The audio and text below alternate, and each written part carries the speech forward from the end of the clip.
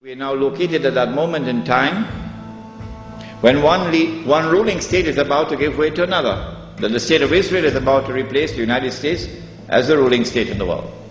When Israel takes over from the United States with that big war which is about to take place, and the American economy collapses and the US dollar collapses and all the paper money in the world collapses, and this is going to be my lecture next Wednesday, inshallah, on Islam and the international monetary system, please come to it. Then we see that transfer of power. Israel takes control of the oil, for example, of the Middle East. When Israel becomes the ruling state in the world, then the Jews will say, the golden age has come again. The prophecy is being fulfilled. But they're being deceived in the grandest and most magnificent deception mankind has ever witnessed. No, this is not the golden age. You've been deceived by Al-Masih al-Dajjal.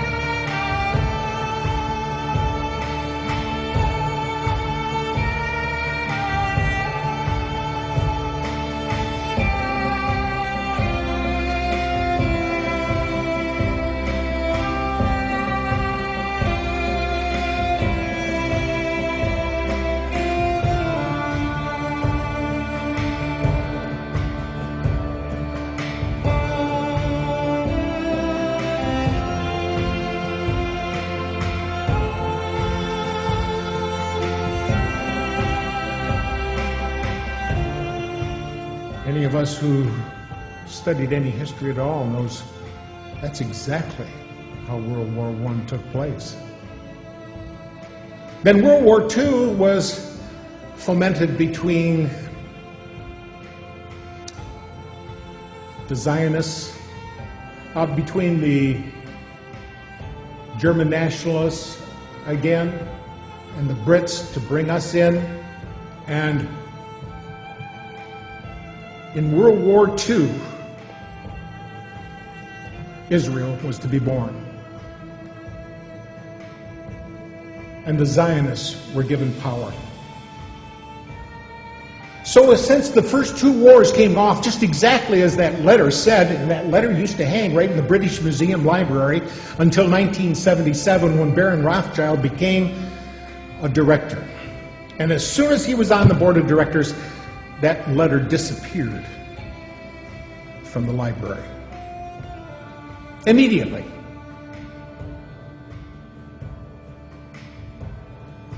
But since that letter so clearly delineated the first two world wars, I think we have to look at it seriously and take it to heart when it says in there so clearly that the Third World War will be fomented between the Zionists and Islam. Does anybody see that materializing today? Every place we look, we can see it happening. And we can see the power they have here in this country to run things and to pull the nastiest little scams, and America believes it. Because they don't realize who it is that owns the newspapers. They don't realize who it is that owns the television. And sometimes they don't care. As long as there's going to be football on the Monday night and I got beer at hand, that's all that counts. So there. We have figured it out. Go back to bed, America. Your government has figured out how it all transpired. Go back to bed, America. Your government is in control again. Here's American gladiators. Watch this. Shut up. Go back to bed, America. Here is American gladiators. Here is 56 channels of it. Watch these pituitary retards bang their fucking skulls together and congratulate you on living in the land of freedom. Here you go, America. You are free to do as we tell you. You are free to do as we tell you. Okay, we say we've got freedom of press in this country, and some folks have said that you've got freedom of press as long as you own it. Well, who owns the media?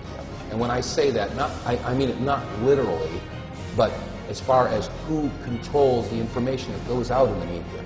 An example, NBC is owned by General Electric, and General Electric is one of the top 10, if not top 5 defense contractors. Is NBC going to expose a news story that might in some way impede a contract negotiation, which can mean a lot of money for General Electric? I don't think so. So the point here is that we have elected officials, both Republicans and Demopublicans, that cater to who? Certainly not the common people. We don't have the huge amounts of money to contribute to their election campaigns.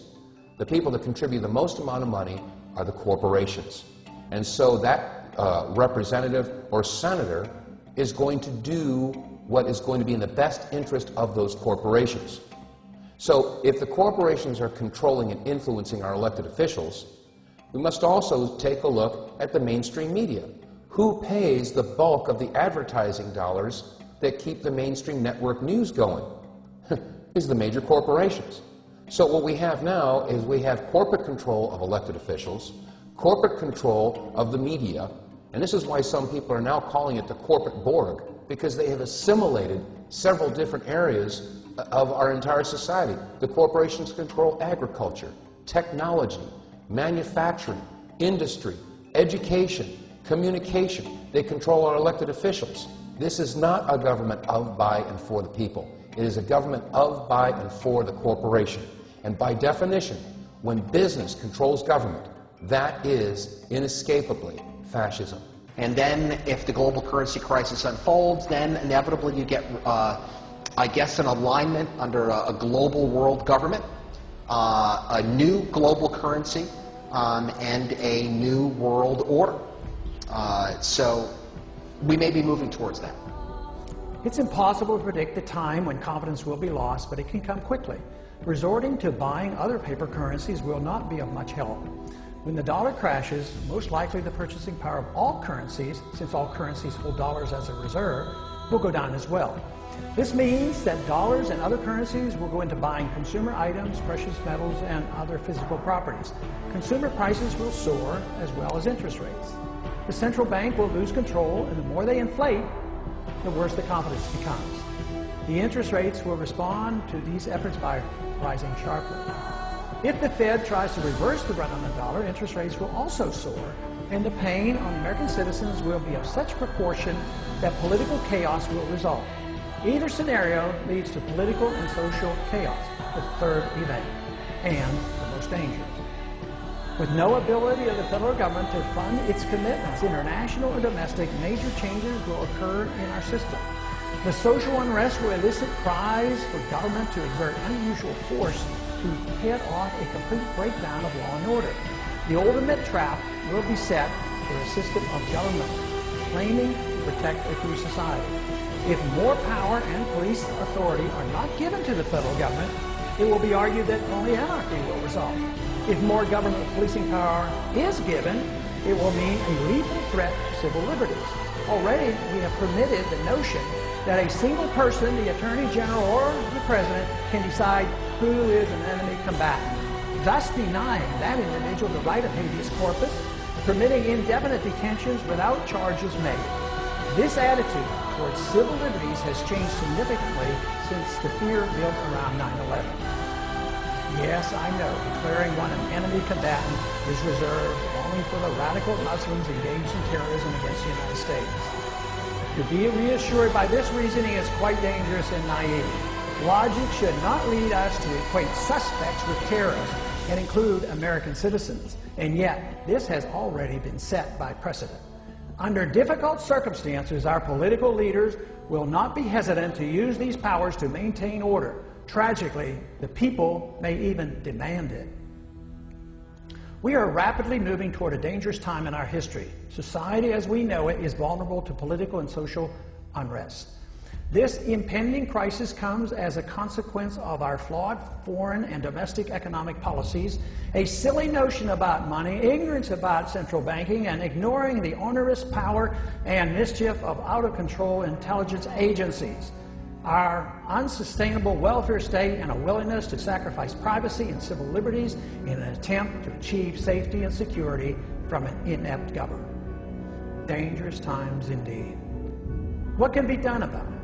Must we wait for the inevitable and expect to restore our liberties in a street fight against the overwhelming power of the state? Not a good option. The only way that we can prevent blood from running in the streets is to offer a better idea of the proper role of government in a society that desires first and foremost liberty.